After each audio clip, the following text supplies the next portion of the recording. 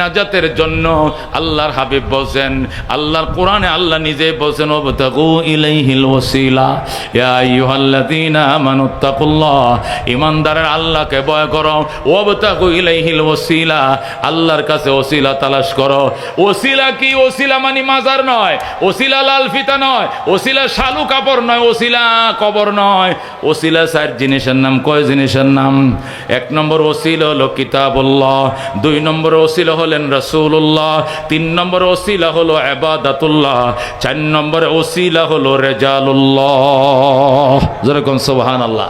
আল্লাহ চারটে জিনিসকে ওসিলা বানাইছেন ময়দানে হাসরে নাজাতের জন্য। এক নম্বর ওসিলা হবে কিতাবুল। এই জন্য দোস্ত, আল্লাহর ভয়, পরকালের ভয় ঢোকার জন্য আল্লাহকে যারা 24 ঘন্টা থরথর করে কাঁপতে থাকে আল্লাহর ভয়ে, ওই উলামায়ে কেরামের সহবতে আইসো, খুশি না বেজার? চিল্লা এখন, খুশি না বেজার? চিৎকার মেরে বলেন আলহামদুলিল্লাহ। ইয়া আল্লাহ, গুনার গাটুরি বহন করে এসেছে, মুনাজাত শেষে নিষ্পাপ করে বাসায় ফেরাও। যেরকম আমিন। এরকম বড় বড় মিছিল তো ডেলি হয় গার্মেন্টস, কতক্ষণ ঠিক কিনা? গার্মেন্টস ছুটি দেওয়ার টাইমে বড় বড় ফ্যাক্টরি যখন ছুটি দেয় তখন এমন মিটিং তো ডেলি হয় বিকালে সকালে, কতক্ষণ ঠিক কিনা? সকাল 7টায় যখন ঢুকে তখন প্যারাডাইসের বড় বড় ফ্যাক্টরিগুলো, স্কয়ারের বড় বড় ফ্যাক্টরিগুলো, এগুলো ঢুকতে এরকম মিলন মেলা হয়, বাইরে হইতে এরকম লোকের মিলন মেলা হয়, কতক্ষণ ঠিক কিনা? কিন্তু ওই মিলন মেলা আর আজকের মিলন মেলা কিন্তু এক নয়, কতক্ষণ ঠিক কিনা? এই মিলন মেলা আল্লাহ ওয়ালাদের মিলন মেলা, আল্লাহর ওলিদের মিলন মেলা, নাইবে নবী ওয়ারাসাতুল আম্বিয়াদের মিলন মেলা, কতক্ষণ ঠিক কিনা? আল্লাহ বলেন, ইন্নামা ইয়াখশাল্লাহ মিন ইবাদিহিল উলামা। এই কথার ভিতরে কোনো সন্দেহ নাই, আমার বান্দা বান্দির মধ্যে হতে উলামায়ে কেরামে আমাকে ডরায়। সুবহানাল্লাহ। আল্লাহ বলেন, ইন্নামা, নিঃসন্দেহে, এই কথার ভিতরে কোনো সন্দেহ নাই, ইয়াখশাল্লাহ, আল্লাহ তাআলাকে ভয় করেন, মিন ইবাদিহি, তার বান্দাদের মধ্য হতে, আল উলামা, উলামায়ে কেরাম একমাত্র। জোরে কোন সুবহানাল্লাহ। আল্লাহ তাআলা বলেন, এই কথার ভিতরে কোনো সন্দেহ নাই, আমি আল্লাহকে ভয় করার মতো ভয় আমার বান্দা বান্দির মধ্য হতে উলামায়ে কেরামই করে। জোরে কোন সুবহানাল্লাহ। না আপনারা কইতে পারেন, হুজুর আজকে ওভারটাইম না করে মাহফিল শুনতে আয় পড়ছি। ওভারটাইম করলে 270 টাকা পাইতাম 4 ঘন্টায়, ওভারটাইম না করে মাহফিল শুনতে আইছি। কালকে ডিউটি আছে, ডিউটি বাদ দিয়েও হ্যাঁ মাহফিল শুনবো, যে কয়টা লাগাত বয়ান চলে। আমরা কি আল্লাহর ভয় এখানে আসি নাই? আমরা দান খয়রাত কি করি না? চাউল ডাল কি আমরা সাদাকা করি না? তাহলে আমরা কার ভয় করি? আমরা তো আল্লাহর ভয়েই করি, কতক্ষণ ঠিক কিনা? আল্লাহ বলেন, আমাকে ভয় করার মতো উলামায়ে কেরামে একমাত্র ভয় করে। বুঝে গেল অন্য কেউ ভয় করে না, অথচ আমরা কারা কারা আল্লাহকে ভয় করি? সবাই করি, কতক্ষণ ঠিক কিনা? আমরা সবাই আল্লাহকে ভয় করি, অথচ আল্লাহ বলেন আমাকে শুধু উলামায়ে কেরামে ভয় করে। তাহলে এটার একটা প্রশ্নের উত্তর দিতে হইব না? মুফাসসিরিনে কেরাম বলেন, ভয় তো বাজান অনেক প্রকারের আছে, ভয়ের কোনো শেষ নাই। ভয় শব্দটা হইলেই সব ভয় যে একই ধরনের হবে এটার কোনো জরুরি না। মানুষ কুত্তারেও ভয় করে, কতক্ষণ ঠিক কিনা? মানুষ মা বাবারও ভয় করে, ঠিক কিনা? সাপেরও ভয় করে, ঠিক কিনা? আবার টিচারকেও ভয় করে, পুলিশকেও ভয় করে, কতক্ষণ ঠিক কিনা? মানুষ মা বাবারেও ভয় করে, আমি আমার পিতা মাতাকে ভয় করি। আবার কাতিমাসিয়া দিন কুত্তারেও ভয় করি, কতক্ষণ ঠিক কিনা? তাহলে কুত্তারে যে কারণে ভয় করে, মা বাবারে কি এই কারণে ভয় করে? কুত্তারে যেমনে ভয় করে মা বাবারে কি এমনি ভয় করেনি? তাহলে বলছে তো মা বাবারে ভয় করো, পাগলা কুত্তারে ভয় করো, বিষাক্ত সাপরে ভয় করো, নিজের শিক্ষকরে ভয় করো, পুলিশকে ভয় করো, সুররে ভয় করো, ডাকাইতরে ভয় করো। সব ভয় কি এক ধরনের? সব ভয় কি এক ধরনের? তাহলে আল্লাহ বলছে আমারে বন্দা ভয় করে। ভয় যেটা আল্লাহরে ভয় করার মতো যে কোয়ালিটি আছে, এই কোয়ালিটিটা মৌলবীরা জানে, মৌলবীরা মানে, কতক্ষণ ঠিক কিনা? ওই কোয়ালিটি আমরা জানিও না, মানিও না, এই জন্য কয় যে মৌলবীরাই ভয় করে, অন্যটি ভয় করে না। কারণ কি? কারণ কি? কুত্তারে ভয় করে কেন? কাতি মাসে দিন কামড় দেওয়ান লাগতো না যদি খালি আসুর মারে, নখ দিয়া কি মারে, কামড় লাগতো না যদি আসুরা মারে। 14টা ইঞ্জেকশন লাগবো নাবির সারি কিনারে, কথা কোন ঠিক কিনা? নাইলে কি হইব? নাইলে জলাতঙ্ক রোগ হইব। 14টা ইঞ্জেকশন নাবির সারি পাশে দিতে হবে। 24 ঘন্টার ভিতরে, 24 ঘন্টা পার হয়ে গেলে চলবে না। ময়মনসিংহ পারো অথবা ঢাকা মেডিকেল পারো, নাইলে গাজীপুর, যেখানে পারো দৌড়াইয়া যাও। 24 ঘন্টার ভিতরে 14টা ভ্যাকসিন দিতে হবে, ইঞ্জেকশন দিতে হবে, নতুবা জলাতঙ্ক রোগ হয়ে যাবে। কুত্তার বাচ্চা পেটে জন্ম নিবে, কুত্তার মতো কেউ কেউ করবে, পানি দেখলে ভয় পাবে, জলাতঙ্ক রোগ। দেখছেননি কুত্তায় কামড়ালে হয়? দেখছেননি? তে দুস্থ কুত্তাকে ভয় করি কেন? এই জন্য ভয় করি যদি কামড় দেয়।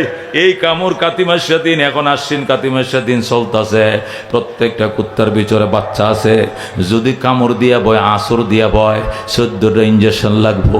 এই জন্য জমের মুখে যাব, তারপরেও কুত্তার মুখে যাইব না। কিন্তু মা বাপরে কি জন্য ভয় করে? মা বাপও কামড় মারেনি, পেটে বাচ্চা হয়নি, জলাতঙ্ক রোগ হয়নি। মা বাবারে ভয় করে কেন? উনি আমার মা, উনি আমার বাবা। আমার মা বাবার মিলনে আমি দুনিয়া দেখছি।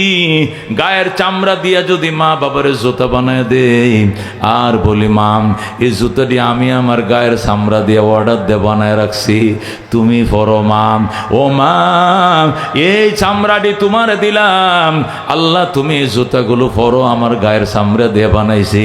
তবু গো, এক ফোঁটা দুধের দাবি আদায় হবে না। কথা ঠিক কিনা? তাহলে মা বাবারে ভয় করে যে কারণে, কুত্তারে ভয় করে অন্য কারণে। কথা কোন ঠিক কিনা? দুইটার ভয়ের কোয়ালিটি এক নয়। ও দুস্থ, সাপ ভয় পড়ে কেন? সাপে কামড় দিলে যদি উজা পাইতে দেরি হয়, সাপে কামড় দিলে যদি উজা পাইতে দেরি হয়, তাহলে কাম শেষ, ধ্বংস হয়ে যাইবা।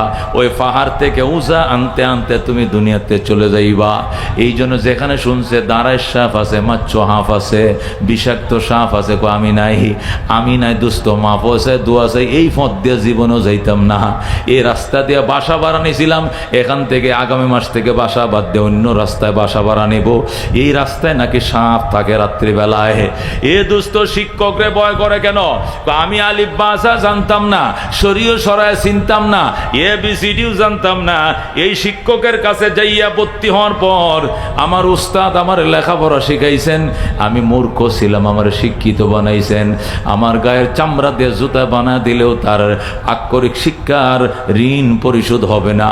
এই জন্য শিক্ষকরে দেখলে সম্মান করে, চেয়ার থেকে দাঁড়ায় পড়ে, রিস্কার থেকে নাইমে যায়, হুন্ডা থামায়া দাস আদাব সার আদাব সালাম দেয়, মুসলমানরে সালাম দেয়। আর শিক্ষক যদি হিন্দু হয় তবু আদাব দেয়, তারপরেও সে শিক্ষকরে সম্মান করে। কথা কোন ঠিক কিনা? এ দুস্থ দুনিয়াতে শিক্ষকের ভয় এক ধরনের, সাপের ভয় আরেক ধরনের, কুত্তার ভয় আরেক ধরনের, মা বাবার ভয় আরেক ধরনের, পুলিশের ভয় আরেক ধরনের। আল্লাহ বলে আমার ভয় আরেক ধরনের। আমার ভয় এটা উলামায়ে কেরাম জানে, উলামায়ে কেরাম মানে, অন্য কেউ মানে না। ঠিক কিনা? এক লোক আমার কাছে আইছে, হুজুর ইটালির থেকে ভিসা আইছে। আমি কয় টাকা লাগবো? কয় মোটামুটি 16 লাখ টাকা দিছি, আরো দিতেইব। কি এর? হোটেলের ভিসা। তা এখন আমার কাছে কিনলে দোয়াল লেগাইছো? দোয়া তো আছেই হুজুর। আরেকটা ঘটনা কি, এখন আমার নাকি দাড়িটি চাইলে দিব। দাড়ি কি করতে হবে? ইটালি দূতাবাসে দাঁড়াইলে টিকেটের জন্য দাড়ি দেখলে হয়তোবা এই জঙ্গি টঙ্গি নানান করে নাও দিতে পারে, সন্দেহ আছে। এই জন্য দাড়িটা এটা কাটা জায়েজ হবে কিনা, এই জন্য আপনার কাছে আইছি। আপনি তো আমগো মসজিদের খতিব সাহেব প্রায় অনেক বছর ধরে, এই হিসাবে আপনার কাছ থেকে ফতুয়াটা, আপনি আমার দুঃখ দুর্দশাটা বুঝবেন, আর তো কেউ বুঝতো না, যেহেতু আপনি আমার মুসল্লি। 16টা টাকা লাগছে, আমি ঘর বাড়ি বেচে দিছি। এখন আমি খালি যাওয়া পর্যন্ত দাঁড়িয়ে থাকছিলাম, পরে হেন যাইয়া ফুরান হয়ে গেলে আল্লাহ চাইতো রাখবো। আর যদি ওই দেশে রাখা না যায়, বাংলাদেশে চলে আয় পরে আবার নতুন করে দাঁড়িয়ে রাখবো। এটা জায়েজ হইব কিনা? আমি কইলাম তো তুমি কি মনে করো? কয় এটা তো আমি বুঝি না, এই জন্য আপনার কাছে আইছি। আমি তুই কি কথাটা আমার মুখে শিখাই দিতেছস, যাতে আমি তোরে কই যে হ্যাঁ আপাতত কাইটেলা, পরে এবার রাখিস, এটা বলার জন্য তুই আইসস? কই এরকম একটা সাহস তো কম না তোর। হ্যাঁ পাগল, ইটালির বিষয় নয়, ইটালির রাজা যদি আমাকে বানানো হয় আর দাফন করতে পারবো না কেন? রুরাল দিয়ে চলে গেছে। রু যদি জান্নাতের আত্মা হয় তাহলে চলে গেছে ইল্লিনে, আর যদি আত্মাটা জাহান্নামের আত্মা হয় চলে যাবে সিজ্জিলে। কথা কোন ঠিক কিনা? ইল্লিন জান্নাতের একটা এলাকার নাম, সেখানে সব জান্নাতি আত্মাগুলো জমা হবে, পাখির কাবারে জান্নাতের আকাশে উড়াল দিতে থাকবে। সুবহানাল্লাহ।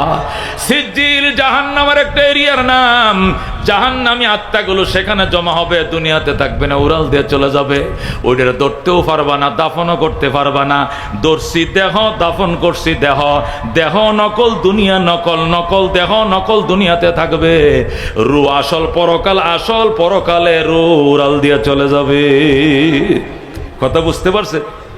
ঠিক তদ্রুপ, ঠিক তদ্রুপ দুনিয়া নকল, দুনিয়ার জ্ঞানও নকল, দুনিয়ার জ্ঞান দুনিয়াতে থাকবে, কিন্তু পরকাল আসল, পরকালের এলেম আসল, এলেম পরকালে চলে যাবে কেমনে?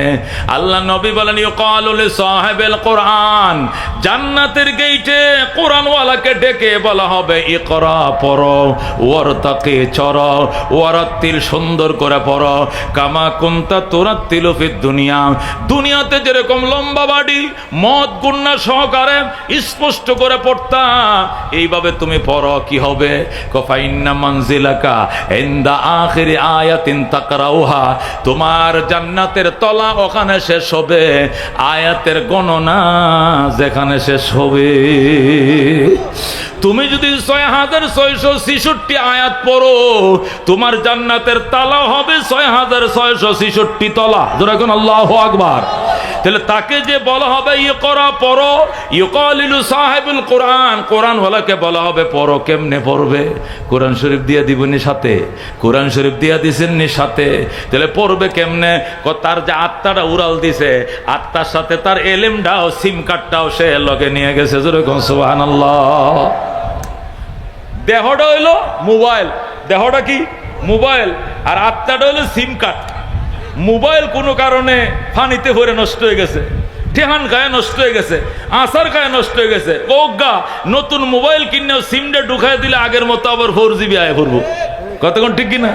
যা হিস্টোরির ভিতরে আছে এখন নামের লিস্টি শুদ্ধা সব আইসে পড়বে। কতক্ষণ ঠিক কিনা? আল্লাহু আকবার।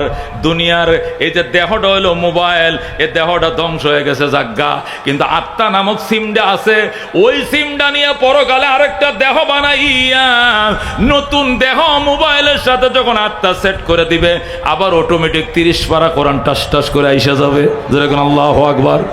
তাকে বলো আল্লাহু আকবার, আল্লাহু আকবার। ঘরে ঘরে জালো, ঘরে ঘরে জালো, ঘরে ঘরে জালো, নারে তাকবীর। ভাইজান এখন কি বুঝছেন আপনারা? বুঝছেন? দুনিয়া নকল, দুনিয়ার জ্ঞান নকল, নকল জ্ঞান নকল দেশে থেকে যাবে, পরকাল আসল, পরকালের এলেম আসল, এলেম পরকালে সাথে চলে যাবে। এই জন্য একটা আলেম ফুলসিরাতের ব্রিজের উপরে আলেমেই থাকবে। ফেরেশতারা বলবে মৌলানা সাহেব উড়েন ব্রিজের উপরে, মৌলানা সাহেব উড়েন। এটা আলেম যদি চিল্লায়ও যায়, কাকরাইল যাইলে ওরা আলাদা বলবে উলামাদের খিত্তায় বসেন আপনি। কতক্ষণ ঠিক কিনা? বিশ্ব ইস্তেমা যাইবেন, দেখবেন হেদেও সেখানেও মৌলবীদের কি খিত্তা আলাদা, আলেমদের খিত্তা আলাদা, ওখানে বসেন। আল্লাহ তাআলা উলামাদেরকে আসরের ময়দানে আলাদা উঠাবেন। জোরে করে আল্লাহু আকবার। এই জন্য দোস্ত, এই আলেম বানানোর জন্য, কোরআন সুন্নাহর জ্ঞানের তালিম অব্যাহত রাখার জন্য আল্লাহ নবী মক্কা শরীফ সাহাবায়ে কেরামকে নিয়ে বসলেন। নবী বললেন সাহাবায়ে কেরাম তোমরা বসো, আমার উপর যে কোরআন নাজিল হতে শুরু করেছে এটা আলাদাভাবে তোমাদেরকে চর্চা করাইতে হবে। যারা লিখতে পারো লিখে নিবা, যারা লিখতে পারো না তারা মুখস্থ করে নিবা। আমার হাদিসগুলোকে আলাদা তোমরা লিখবা, কোরআন আলাদা লিখবা। এই চর্চার জন্য আমি একটু জায়গা দরকার, আমি মাদ্রাসা করব।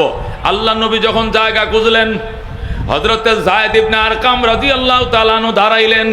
দাঁড়ায় বললেন ইয়া রাসূলুল্লাহ, ইয়া হাবিবাল্লাহ, আমি আমার বাবা আরকাম ইবনে আবিল থেকে ওই সফা পাহাড়ের পাশে একটু জায়গা পাইছি, এখানে ঘর বানাইতে চাইছিলাম। আমি নিজে থাকার জন্য, আমি বাহিরে তাঁবুর মধ্যে থাকব। আমি আমার বাবার থেকে পাওয়া এই জমিনকে মাদ্রাসার জন্য অক্ষ করে দিলাম। জোরে কোন সুবহানাল্লাহ। এই দারে আরকাম, হযরত আরকাম ইবনে আবিল উনি মারা গেলে উনার ছেলে যায়েদ ইবনে আরকাম রাদিয়াল্লাহু তাআলা আনহু, এই দারে আরকাম যারা আরকাম ইবনে আবিল থেকে যায়েদ ইবনে আরকাম পাইছিলেন, নবীকে দিয়া দিলেন। আল্লাহ নবী মক্কায় মাদ্রাসা বানাইলেন। এখানে 13 বছর শিক্ষা দীক্ষা হয় মাদ্রাসায়, কওমি মাদ্রাসা। 13 বছর ছিল মক্কায় দারে আরকামে কওমি মাদ্রাসা। নবী বানাইছেন। কে বানাইছেন? নবী বানাইছেন। নবী প্রিন্সিপাল, নবী প্রতিষ্ঠাতা। আবু বকর, ওমর, উসমান, আলী তারা ছাত্র। কথা ঠিক কিনা? কোরআন তাদের সিলেবাস, হাদিস তাদের কি সিলেবাস। নবী প্রতিষ্ঠাতা প্রিন্সিপাল, নবী প্রতিষ্ঠাতা প্রিন্সিপাল। আবু বকর, ওমর, উসমান, আলী হলো ছাত্র, কোরআন হাদিস হলো সিলেবাস, কওমি মাদ্রাসা। কথা ঠিক কিনা? এটা 13 বছর পর্যন্ত ছিল। এরপরে নবী হিজরত করে মদিনায় চলে গেলেন। মদিনায় যাইয়া তিনি প্রথম মসজিদ বানাইলেন। মদিনায় মসজিদ ছিল না, মসজিদ বানাইলেন। ওই মসজিদে নববীর কোণার ভিতরে আবার মাদ্রাসা বানাইলেন। মাদ্রাসা তো সুফা, দারুস সুফা মাদ্রাসা বানাইলেন। সেখানে 10 বছর পর্যন্ত কোরআন সুন্নাত তালিম চালাইলেন। এরপরে নবীর তিরোধান ঘটে গেল, নবীজি দুনিয়া থেকে চলে গেলেন। এরপরে হযরত আবু দারদা রাদিয়াল্লাহু তাআলা আনহু দামেস্কে, সিরিয়ার রাজধানী দামেস্কে কওমি মাদ্রাসার 3 নম্বর শাখা প্রতিষ্ঠা করলেন। যেরকম সুবহানাল্লাহ। কওমি মাদ্রাসার প্রথম প্রতিষ্ঠাকারী রবিজি মক্কায় দারে আরকামে, 2 নম্বর মদিনায় মসজিদে নববীতে, 3 নম্বরে হযরত আবু দারদা রাদিয়াল্লাহু তাআলা আনহু সিরিয়ার রাজধানী দামেস্কে, 4 নম্বর হযরত আব্দুল্লাহ ইবনে মাসউদ রাদিয়াল্লাহু তাআলা আনহু ইরাকের দ্বিতীয় রাজধানী কুফায়। ইরাকের দ্বিতীয় রাজধানী, প্রধান রাজধানী বাগদাদ। বাগদাদে বানায় নাই, আব্দুল্লাহ ইবনে মাসউদ বানাইছে কুফায়। আব্দুল্লাহ ইবনে মাসউদ বানানোর পর হযরত আমর ইবনে আস রাদিয়াল্লাহু তাআলা আনহু, হযরত আমর ইবনে আস যিনি মিশর বিজিতা ছিলেন, যার মাধ্যমে মিশর বিজয় হয়েছিল, হযরত আমর ইবনে আস রাদিয়াল্লাহু তাআলা আনহু মিশরের রাজধানী কায়রোতে কওমি মাদ্রাসার 5 নম্বর শাখা তৈরি করলেন। যেরকম আল্লাহু আকবার। হযরত আমর ইবনে আস রাদিয়াল্লাহু তাআলা আনহু কওমি মাদ্রাসার 5ম শাখা প্রতিষ্ঠা করার পর আল্লাহু আকবার, এটা চলে আসে এশিয়ার ভিতরে। সুলতান মাহমুদ গজনবী রহমতুল্লাহ আলাইহি, এই আফগানিস্তানের তখনকার রাজধানী ছিল গজনি, সেখানে তিনি কওমি মাদ্রাসার 6 নম্বর শাখা প্রতিষ্ঠা করলেন। সেখান থেকে ইরাকের রাজধানীতে, তখন ইরাকের রাজধানী ছিল বাগদাদ, সুলতান নেজামউদ্দিন আল মুলক, নেজামুল মুলুক যাকে বলা হতো, বাদশাহ নেজামউদ্দিন, আল্লাহু আকবার, বাগদাদে মাদ্রাসা নিজামিয়া বানাইলেন। এটাও কওমি মাদ্রাসা, কওমি মাদ্রাসার 7 নম্বর শাখা তিনি বাগদাদে বানাইলেন। নাম দিলেন মাদ্রাসা নিজামিয়া। লক্ষ লক্ষ মানুষ এখান থেকে আলেম হইছে। বলেন আল্লাহু আকবার। পৃথিবী বিখ্যাত 3 জন বড় বড় আলেম নিজামিয়াত থেকে লেখাপড়া পারা গইছে। বিশেষ করে আব্দুল কাদের জিলানী রহমতুল্লাহ আলাইহি মাদ্রাসা নিজামিয়ার ছাত্র। যেরকম আল্লাহু আকবার। পারস্য কবি, বিশ্বকবি শেখ সাদি রহমতুল্লাহ আলাইহি, উনিও মাদ্রাসা নিজামিয়ার ছাত্র।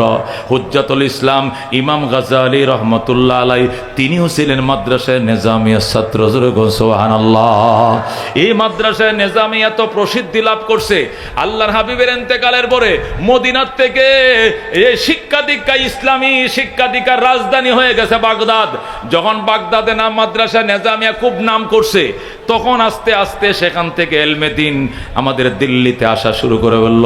আল্লাহ সুলতান আল্লাহ আলতামাস রহমতুল্লাহ আলাইহি কওমি মাদ্রাসার 7 নম্বর শাখা প্রতিষ্ঠা করলেন দারুল উলুম দিল্লিতে।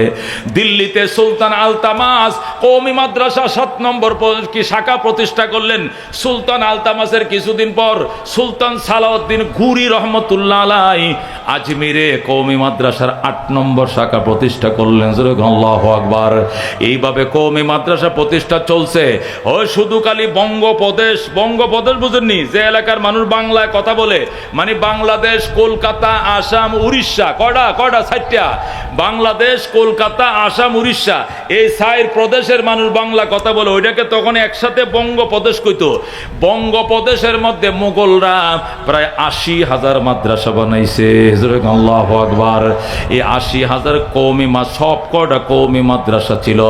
লক্ষ লক্ষ আলেম হয়েছে মাদ্রাসাগুলোর থেকে। এই মাদ্রাসাগুলো যাতে সুন্দর চলতে পারে, এই জন্য প্রত্যেকটা মাদ্রাসার নামে 200 বিঘা, 1000 বিঘা, 500 বিঘা করে সম্পত্তি ছিল, অক্রিয়া সম্পত্তি ছিল। এই সম্পদের ফসল দিয়ে মাদ্রাসাগুলো চলতো। কাহারো কাছে ভিক্ষা মাগা লাগতো না। মাদ্রাসাগুলো যাতে সুন্দর চলতে পারে, এই জন্য মোগলরা প্রত্যেকটা মাদ্রাসার নামে 1000, 1500, 500, 700 বিঘা বিঘা সম্পত্তি লেখা দিছে। আল্লাহু আকবার। মানুষ ছিল কম, জমি সম্পদ ছিল বেশি, এই জন্য মসজিদ মাদ্রাসা প্রতিষ্ঠা করতে চালিকা শক্তি বানায় দিছে। কিন্তু এইভাবে চলতে চলতে যখন এ ভারতবর্ষ ইসলামের প্রাণ কেন্দ্র হয়ে গেল, তখন বেঈমান লাল কুত্তার দলের মাথা নষ্ট হয়ে গেছে। ওই ব্রিটিশরা, ওই লাল কুত্তার দলেরা ব্রিটিশে বসে পরিকল্পনা করতেছে এই ভারতবর্ষে ইসলামের উত্থানকে যেমনি হোক ঠেকাইতে হবে। এই জন্য তারা ইস্ট ইন্ডিয়ান কোম্পানির নাম দিয়া বাদশাহ শাহজাহানের আমলে 1701 খ্রিস্টাব্দে ভারতে ঢুকে, নওয়াজুবিল্লাহ। বাদশাহ শাহজাহান তখন ভারতবর্ষের সে কি বাদশাহ, তখন শাহজাহানের কাছে এই ব্রিটিশ থেকে প্রতিনিধি দল এসে বলতেছে, স্যার আপনার দেশে দুইটা সম্পদ আছে, একটা হলো অনেক জমি আছে, খালি ফাঁকা জমি আছে, আপনার দেশে জমি আছে অনেক, আর লেবার আছে, শ্রমিক আছে অনেক। আমরা এই জমিকে কাজে লাগাইয়া বড় বড় মিল কারখানা ফ্যাক্টরি করব, আর এই বেকার যুবকদের কর্মসংস্থান করব। আমাদেরকে মিল কারখানা বানাইতে দেন আর বেকারদের কর্মসংস্থান করতে দেন। তখন শাহজাহান বলল, এটা তো ভালো কথা, তোমরা কর্মসংস্থান তৈরি করো। ওই সময় উলামায়ে কেরাম মিছিল করেছে আর বলছে, না মানি না, মানবো না। এই দেশে কোনো মিল কারখানা ব্রিটিশরা তৈরি করবে, এটা নিশ্চয়ই এর ভিতরে কোনো ষড়যন্ত্র আছে। মসজিদ মাদ্রাসা ইসলামী প্রাণ কেন্দ্র এটা ভারতে থাকতে দেবে না, সব ধ্বংস করে ফেলবে। আমাদের মোগলরা তাদেরকে ক্ষমতা থাকতে দেবে না, পরাজিত করবে। কিন্তু মোগলরা বুঝে নাই, শাহজাহান বুঝে নাই। উলামায়ে কেরাম ইস্ট ইন্ডিয়ান কোম্পানির বিরুদ্ধে তুমুল আন্দোলন শুরু করছে। আন্দোলনের যখন জোয়ার চলতেছে, আন্দোলন চলতেছে, তখন সমস্ত আলেম ওলামাদেরকে অ্যারেস্ট করে জেলে বন্দি করছে।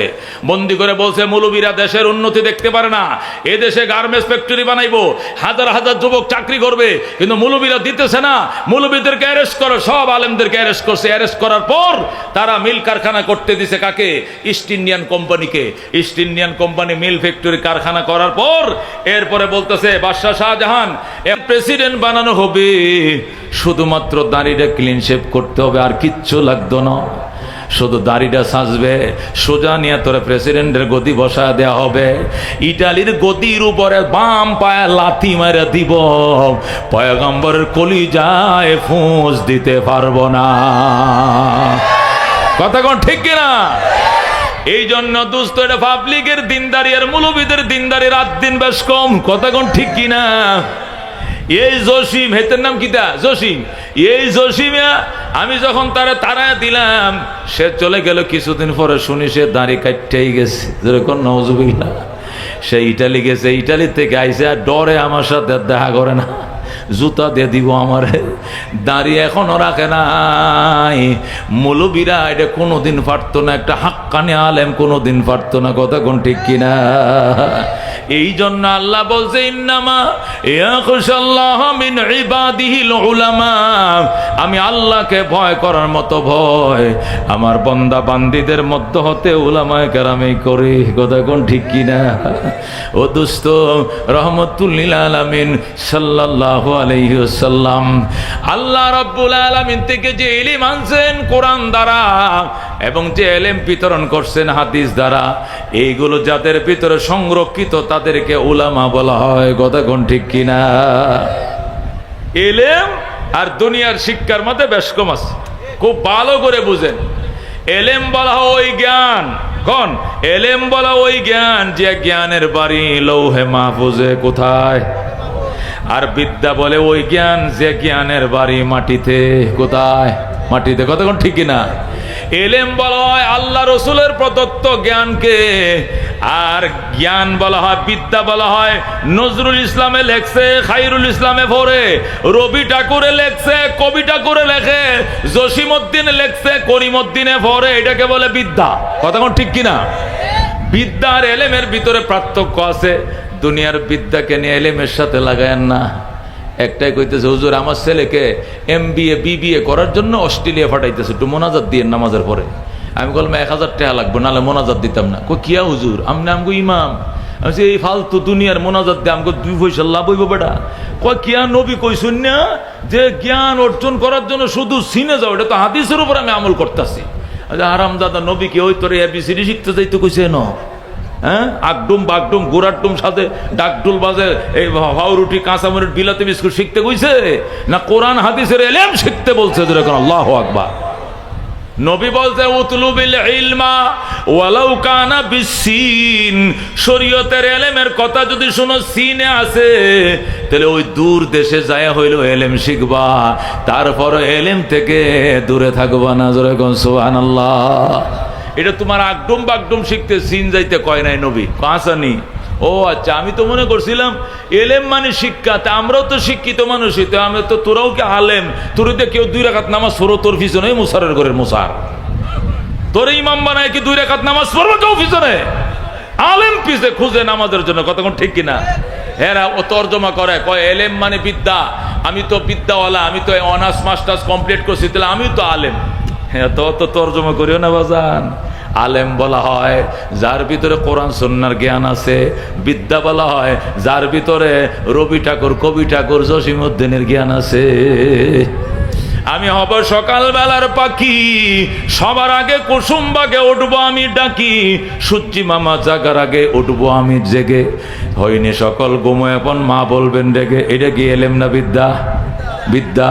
আলহামদুলিল্লাহ রাব্বিল আলামিন আর রহমানির রহিম মালিক ইয়াউমিদ্দিন। এটা কি? এটা কি এলেম? একটু বুঝছেন? এলেম আর বিদ্যার মাথা পার্থক্য বুঝেন। এলেম বলা হয় জ্ঞানকে, যে জ্ঞান জ্ঞানীকে পাহারা দেয়। জ্ঞানীরা কি দেয়? পাহারা দেয়। বিদ্যা ওই জ্ঞানকে বলে জ্ঞানীকে পাহারা দিতেও পারে, নাও দিতে পারে। কথা কোন ঠিক কিনা? এলেম আপনাকে পাহারা দিবে।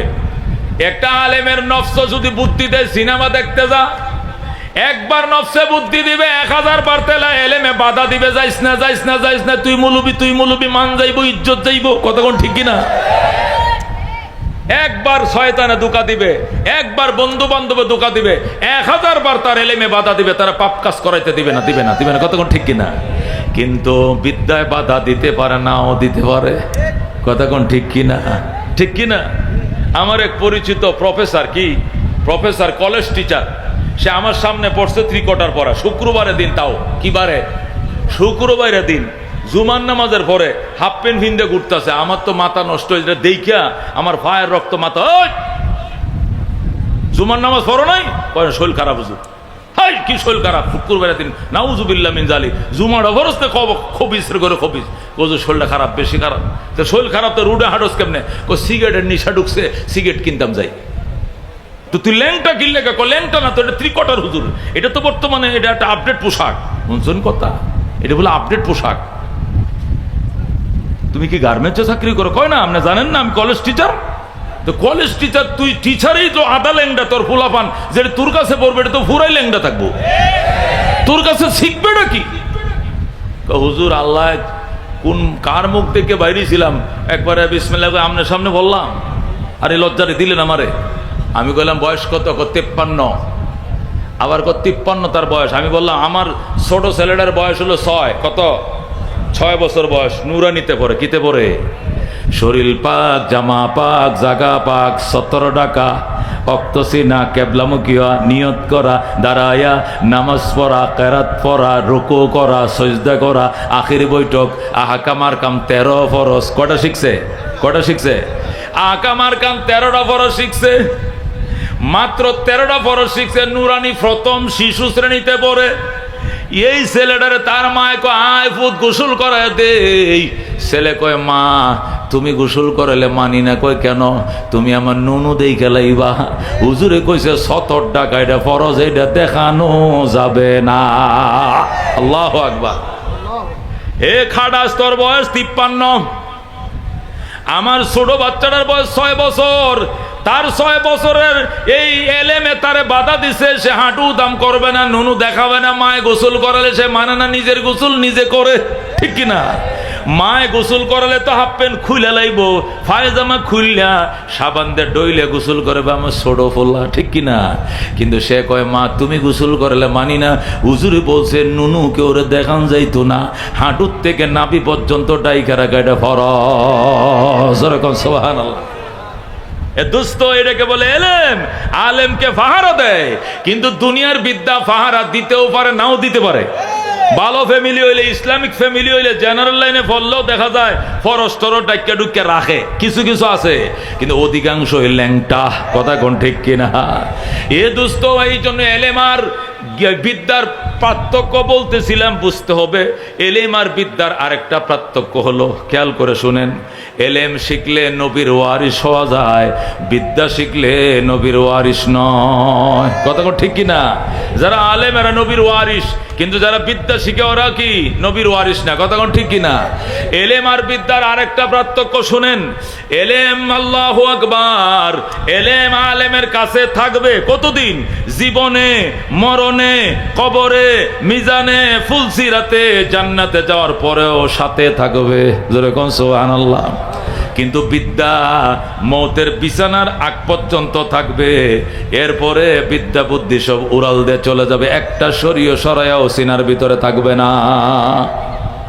খুব ভালো করে বুঝেন, খুব খেয়াল করে বুঝেন কথাটা, অন্য আনমনা হবেন না, অন্য মানসিকতা আমার দিকে খেয়াল করে শুনেন।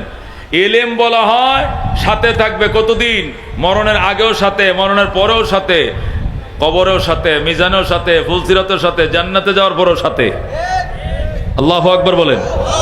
কিন্তু দুনিয়ায় ঢাকা বিশ্ববিদ্যালয় প্রফেসর ছিলেন, গাজীপুর ইংলিশ টিচার ছিলেন, অমুক ছিলেন, টমুক ছিলেন, এই ইংলিশ টকিং কতক্ষণ থাকবে? আজরাইল ঘরে ঢোকার আগ পর্যন্ত থাকবে। যখন আজরাইল ঘরে ঢুকবে আর ঘরটা দেখবেন যে নড়তাছে, আর আপনি তো বুঝবেন ঢুকে পড়ছে, আইসে পড়ছে পরোয়ানা অ্যারেস্ট করার জন্য, তখন দেখবেন এখান থেকে দুনিয়ার যত বিদ্যা আছে সব উড়াল দিয়ে চলে যাবে, একটা শরীয় সরে থাকবে না, সব চলে যাবে। যদি কোন হুজুর এটা কোন কথা, এটা কোন হাদিস দিয়ে কইলেন, কোন আয়াত দিয়ে বললেন, তাহলে মুখে বললে হবে? যুক্তি দিয়ে বুঝান, যুক্তি দিয়ে বুঝেন, যুক্তি দিয়ে বুঝেন। দুনিয়া নকল। দুনিয়া কি? দুনিয়া আসল না নকল? আসল কি? আখিরাত। কোন? দুনিয়া নকল, পরকাল কি? আসল। কোন? দুনিয়া নকল, আখিরাত আসল। কথা কোন ঠিক কিনা? এই দুনিয়ার বিদ্যাও নকল, দুনিয়া নকল, দুনিয়ার বিদ্যাও নকল। দুনিয়া ধ্বংস হবে, দুনিয়ার বিদ্যাও দুনিয়াতে ধ্বংস হবে, এটা পরকালে যাবে না, পরকালে যাবে না। পরকাল আসল। কোন? পরকাল কি? আসল। এলেম আসল, আসল জিনিস আসল দেশে চলে যাবে। যেরকম আল্লাহু আকবার। পরকাল আসল, বলেন পরকাল কি? এলেম আসল, এই জন্য এলেম পরকালে চলে যাবে। দুনিয়া নকল, দুনিয়ার বিদ্যাও নকল, দুনিয়াও ধ্বংস হবে, দুনিয়ার বিদ্যাও দুনিয়াতে ধ্বংস হবে। একটা এবিসিডি কবর থেকে ওই পারে যাবে না, একটা শরীয় সরে যাবে না। ওই দেশে কি কোন ভাষায় কথা হবে? আরবিতে। যেরকম আল্লাহু আকবার। আল্লাহ হাবিব বলছেন, আহিব্বুল আরব আলি সালাস, আরবিকে ভালোবাসো তিন কারণে। লিআন্নি আরবিয়ুন ওয়াল কুরআনু আরবিয়ুন ওয়াল লিসানু আহলিল জান্নাতি ফিল জান্নাতি আরবি। নবীকে আরবিকে তিন কারণে ভালোবাসো। আরবি আমি নবীর ভাষা, আরবি আমার কোরআনের ভাষা, আরবি হবে জান্নাতের ভাষা। জোরে কোন সুবহানাল্লাহ। তাহলে ইংরেজি কই গেল, বাংলা কই গেল? ওটা নকল দুনিয়ার ভাষা, এটা আসল দেশে যাবে না। নকল দুনিয়ার ভাষা নকল দুনিয়াতে থাকবে, এলেম পরকালে চলে যাবে। যেরকম আল্লাহু আকবার। যদি কয় হুজুর আরো ভালো করে বুঝায় বলেন, আরো ভালো করে বুঝায়, খেয়াল করে শুনেন। দেহ নকল। কোন? দেহ কি? জোরে কোন? দেহ কি? দুনিয়া নকল। দেহ মারা গেলে কই থাকবে? দুনিয়াতে পড়ে থাকবে। পরকাল আসল। কথা কোন ঠিক কিনা? রু আসল। কোন? রু কি? আসল। পরকাল আসল, রু আসল জিনিস আসল দেশে চলে যাবে। রু হইল আসল, পরকাল আসল। এই জন্য মানুষ মারা যাওয়ার পরে মানুষের দেহটা মারা যায়, রু মারা যায় না। রু কিন্তু আসল দেশে চলে যায়। কতক্ষণ ঠিক কিনা? আমরা যে জানাজা ভরাই, এটা রুয়ের জানাজা ভরাই না দেহর জানাজা ভরাই। আমরা যে দাফন করি, রুরে দাফন করি না দেহরে দাফন করি। কারে দাফন করি? দেহরে দাফন করি, দেহরে মাটির তলে দাফন করি। রুর এখন যে আমরা মিল কারখানা করছি, এটা পাহারা দেওয়ার জন্য সৈন্য লাগবে। তোমাদের সৈন্য দিয়ে আমরা বিশ্বাস করি না, এরা দখল করে নিয়ে যাবে। আমরা আমাদের থেকে সোলজার আনবো, সেনা আনবো। তখন রাত্রে জাহাজ ভরে ভরে তারা সেই ব্রিটিশ থেকে সেনা আনছে, তাদের মেল ফ্যাক্টরি, ইন্ডাস্ট্রি পাহারা দেওয়ার নিয়তে। কিন্তু নিয়ত তো এটা ছিল না, নিয়ত ছিল ক্ষমতায় বসা। শেষ পর্যন্ত মোগলদেরকে পরাজিত করে টিপু সুলতান সহ সমস্ত মোগলদেরকে পরাজিত করে তারা ক্ষমতায় বসে যায়, আর আমাদের রাজাদেরকে ঘাড় ধরে নামিয়ে দেয়। কথা ঠিক কিনা? তখন কাঙ্গালের কথা বাসি হইল পরে, তখন মোগলরা বুঝছে হাই রে, হুজুররা যে কইছিল আসলে ব্যবসা তো এর নাম ছিল, আসল তো উদ্দেশ্য গদি দখল করা, আমরা তো বুঝি নাই, হুজুর আপনারা যেটা কইছিলেন এইটাই ঠিক আছে। শেষ পর্যন্ত সবাই পরাজিত হলো, তারা ক্ষমতায় বসে গেল। ক্ষমতায় বসার পর তারা বলতেছে দেখেন এদেশে হিন্দু মুসলমান দুই ধর্মের মানুষই আছেন, মুসলমান থেকে হিন্দু বেশি, এই জন্য গণেন তো এই এলাকার মধ্যে মসজিদ কটা? তিনটা মসজিদ। একটা মসজিদকে মন্দির বানান, না হইলে বৈষম্য হবে, হিন্দুরা যাতে পূজা করতে পারে, একটা মসজিদকে মন্দির বানান আর দুইটা মসজিদ থাক, তাহলে ঠিক আছে। মুসলমান কি পড়বে, ফাইরে না ফাইরে মানছে, আচ্ছা ঠিক আছে, যেহেতু তিনটাই মসজিদ, একটাও মন্দির নাই এখানে, আচ্ছা একটা মসজিদকে তারা মন্দির বানাবে আর দুইটা মসজিদ থাকবে। কিছুদিন পরে বলতেছে কয় দেখেন হিন্দু তো বেশি মুসলিম কম, তাহলে মসজিদ দুইটা মন্দির একটা, এটা তো হয় না, মসজিদ আর একটা কমান ভাঙ্গেন, ভাঙ্গা মসজিদও একটা মন্দিরও একটা, যেরকম নওয়াজুবিল্লাহ। এর কিছুদিন পর ব্রিটিশ ফরমান জারি করলো, যে যে এলাকার মধ্যে মুসলমান আছে শুধু ওই এলাকায় মসজিদ থাকবে, অন্য এলাকার মধ্যে অল্প মুসলিম যেখানে, এখানে মসজিদ কোনো প্রয়োজন নাই, শুধু মন্দির থাকবে। এইভাবে করতে করতে সমস্ত মসজিদ মাদ্রাসাগুলোকে ঘুরিয়ে দিয়েছে, ধ্বংস করে দিয়েছে, যেরকম নওয়াজুবিল্লাহ। শুধুমাত্র মন্দিরগুলো ছিল। এরপরে উলামায়ে কেরাম তুমুল আন্দোলন শুরু করেছে।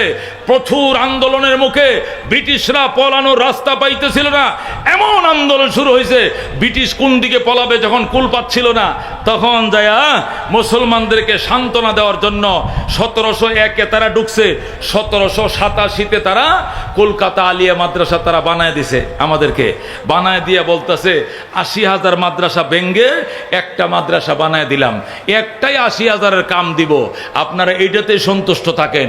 ওলামায়ে কেরাম বললেন মাদ্রাসা ভাঙছেন 80,000, বাইদা দিছেন একটা মাত্র, আমরা মানি না। কয় না, এটা সরকারি মাদ্রাসা, এটার বেতন টেতনের জন্য অক্রিয়া কোনো সম্পত্তি লাগবে না, সাহায্য তুলতে হবে না, সরকার বেতন দিবে। আল্লাহু আকবার। তারা মাদ্রাসা বানাইলো, মাদ্রাসা জমি কিনে দিছে খ্রিস্টানরা। কারা কিনে দিছে?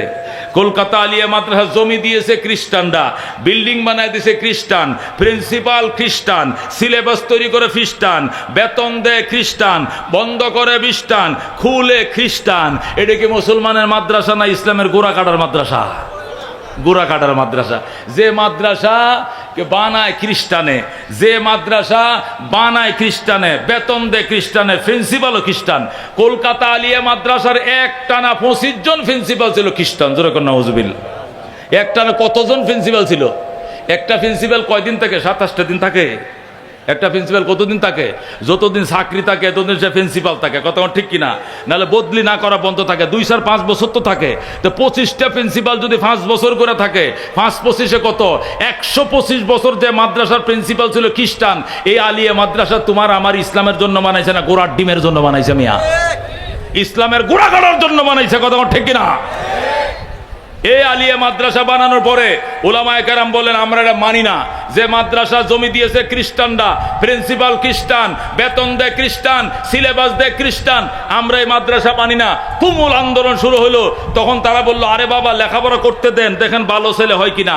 পরে উলামায়ে কেরাম নীরব হয়েছে, নীরব হইয়া 1787-তে বানাইছে, 1866 পর্যন্ত অপেক্ষা করছে। মানে 79 বছর বন্ধ দেখছে।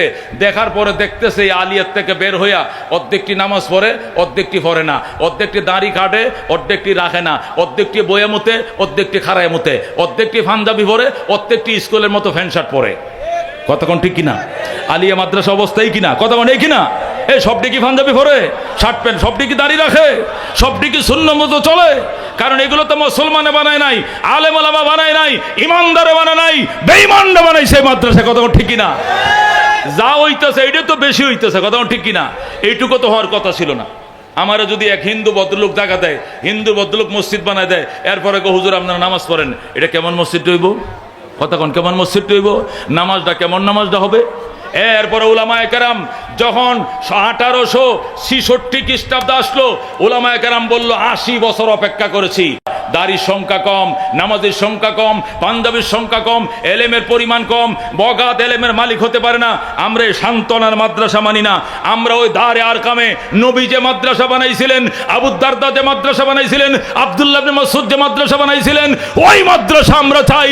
মাদ্রাসা নিজামিয়া চাই, খ্রিস্টান ইহুদি নাসারাদের আলী আমরা চাই না, চাই না, চাই না। আল্লাহু আকবার। যখন বলল আমরা চাই না, নামেন, যখন ওলামায়ে কেরাম বলল যে এই সান্ত্বনার মাদ্রাসা চাই না, তখন ব্রিটিশ খেদাও আন্দোলন শুরু হয়ে গেল। ব্রিটিশটা দেখতেছে বঙ্গোপসাগর ছাড়া আমাদের পলানোর জায়গা নাই। তখন হুজুর আচ্ছা বড় মাদ্রাসা একটা আপনারাও বানান, তবে একটা বানাবেন, এই পুরা ভারতের মধ্যে যেখানে পছন্দ সেখানে বানান, একটা প্রতিষ্ঠান বানানোর জন্য অনুমতি দিলাম। তখন উলামায়ে কেরাম টিম গঠন করে সফর শুরু করলো। একবারে বার্মা পর্যন্ত সফর করছে, কলকাতা, বাংলাদেশ সহ দিল্লি, পাকিস্তান সহ নেপাল, ভুটান সফর করার পর সারা দেশের টিম, উলামায়ে কেরামের টিম 7-8 জনের বরেণ্য উলামায়ে কেরামের টিম ঘুরতেছে কোথায় মাদ্রাসা বানানো যায়। নবীর আদলে, নবী যে মাদ্রাসা বানাইছিলেন সেই আদলে আবার কওমি মাদ্রাসা বানানো হবে। তখন উলামায়ে কেরাম সফর শুরু করলেন। সফর শুরু করতে করতে করতে এক পর্যায়ে ইউপিতে গেলেন। কোথায় গেলেন? ইউপি। ইউপি মানে কি? উত্তরপ্রদেশে। ইউপিতে যায়া সাহারানপুর জেলায়, কথা কন কই গেলেন?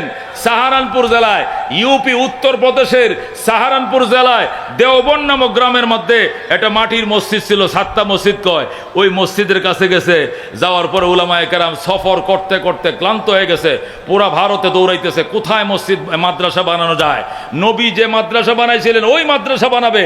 ইহুদিদের আলিয়া মাদ্রাসার উপরে আমরা সন্তুষ্টি নয়, নবী যে মাদ্রাসা বানাইছিলেন ওই সিলসিলায় আবার মাদ্রাসা প্রতিষ্ঠার জন্য সাহারানপুর জেলায় দেওবন নামক গ্রামে 7টা মসজিদে হযরত সাব্বির আহমদ উসমানী রহমতুল্লাহ আলাই, আল্লাহু আকবার, কাসেম নানতুবি রহমতুল্লাহ আলাই সহ একদল বিদগ্ধ উলামায়ে কেরাম রাত্রিবেলা সেখানে শুইলেন, ইস্তেখারার দোয়া পড়ে শুইলেন, তাহাজ্জুদের নামাজ পড়ে শুইলেন, সেহরি খায়া শুইলেন। এরপরে রাত্রে স্বপ্ন দেখতেছেন আল্লাহর হাবিব সাল্লাল্লাহু আলাইহি সাল্লাম হাজির। জোরে আল্লাহু আকবার। রাহমাতুল্লিল আলামিন সাল্লাল্লাহু আলাইহি সাল্লাম আয়েশা কইতেছ, কাসেম নানতুবি আয়।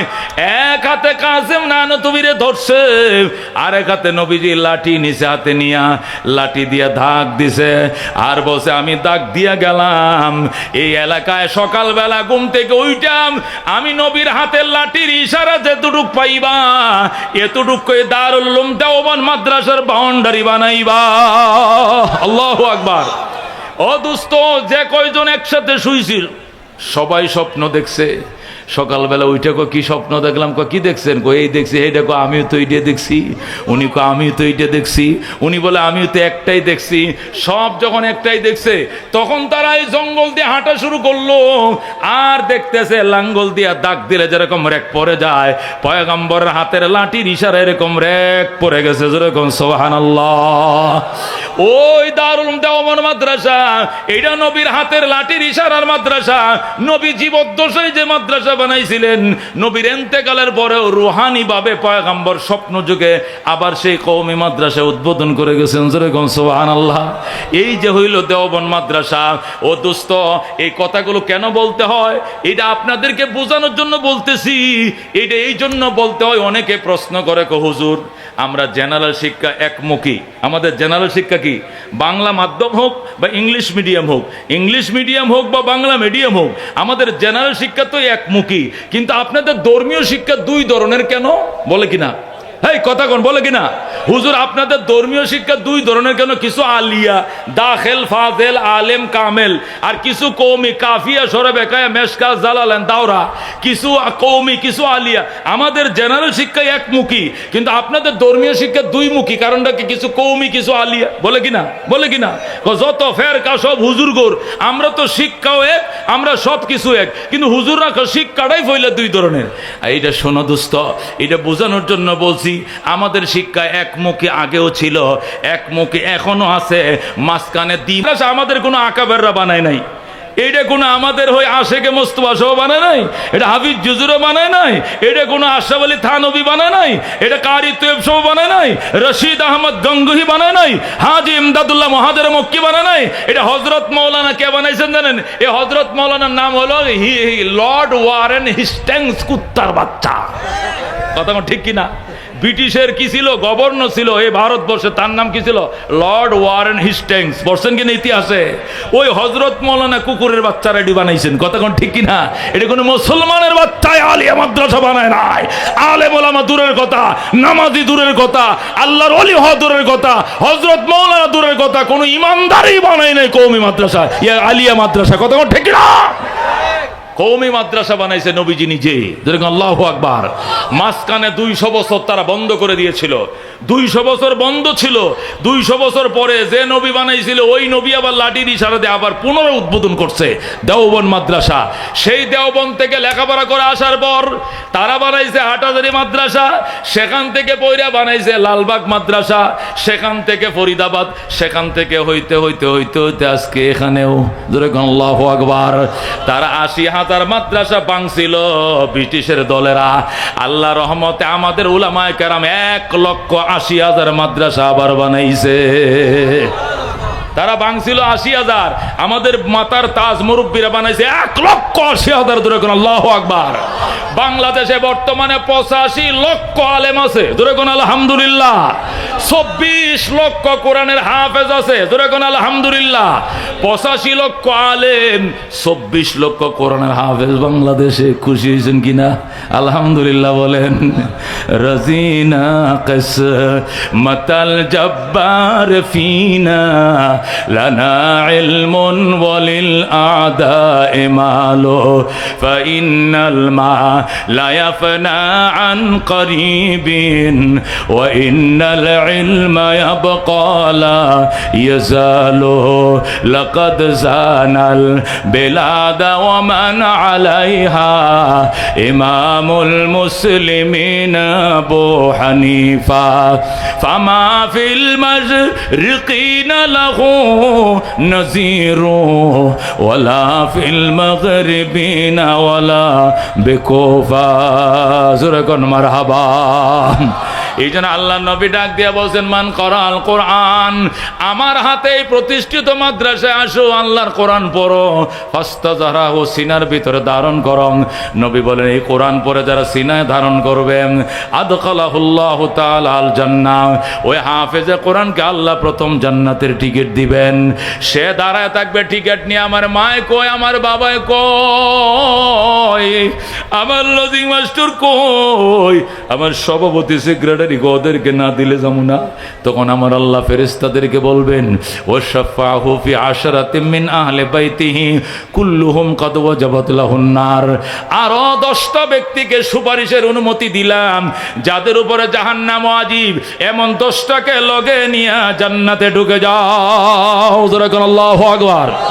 এ ভাই দুস্থ বুজুর্গ, মেশিন তুমি চালাও, ফ্যাক্টরিতে চাকরি তুমি করো, 18 ঘন্টা ডিউটি করো, নিজের ছেলেদেরকে কষ্ট দিও না, নিজে কষ্ট করো, বউরে কষ্ট করাইতেছ, সন্তানকে সোনার সন্তান মদিনার সন্তান বানাও, আলেম বানাও, ইজ্জত পাবে দুনিয়াতে। তোমার সন্তান তোমার জানাজা পড়াবে, আল্লাহ বলবেন যা বন্দা বাপের জানাজা তুই পড়াইছিস, কাতার সোজা করেন, এটা আমার বাবার জানাজা, বাবার লাশ, আমি তার সন্তান, আমি তার ফুলা নামাজ পড়াইতেছি। আল্লাহু আকবার, আল্লাহু আকবার, আল্লাহু আকবার।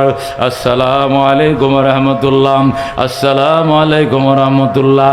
আল্লাহ বলবেন বান্দা নিজের বাবার জানাজা তুমি পড়াইলা, আল্লাহুম্মা গফিরলি হাইনা কয়ে ডাক দিলাম, আমি আল্লাহ তোর বাবার লাশ মাটির উপরে থাকতেই তার জীবনের সব গুনাহ মাফ করে দিলাম।